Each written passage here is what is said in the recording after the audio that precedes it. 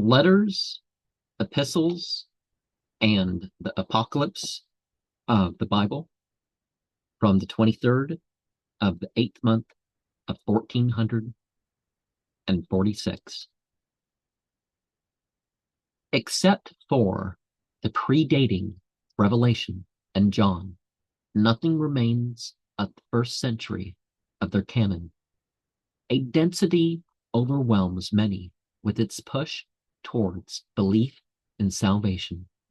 Unity is called for, but it is not so fair to the disadvantaged and women.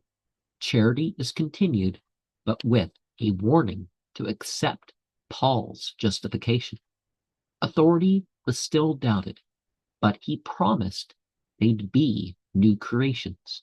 Diversity is accepted in the war, which includes the ordinary situations.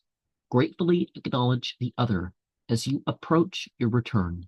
Superiority is the overture for the sent over creation. Wrath and reward is coming, with no ancestry to be abandoned. Apostasy is ever present, but what really is the best of traditions.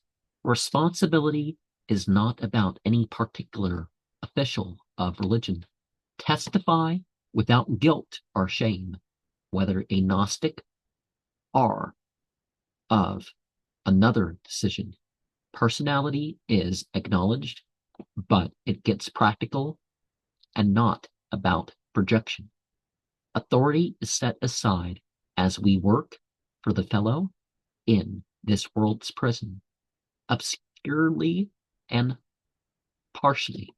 The past is the vehicle to produce the new tradition. Controversy is not the point as we delegate the science of opinion. Philosophy was used, but condemned with the pretense of a former kingdom. Bodies are set aside in the final clarification. Apocalyptically, antichrists find inclusion. Blasphemy and the Antichrist are not the same as people holding different conclusions. The prosperity gospels are not built on such a firm foundation, and we find grounds for excommunication.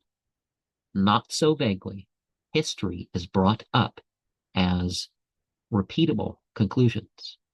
Experientially, it can be said to be an alphabetic amalgamation for all nations.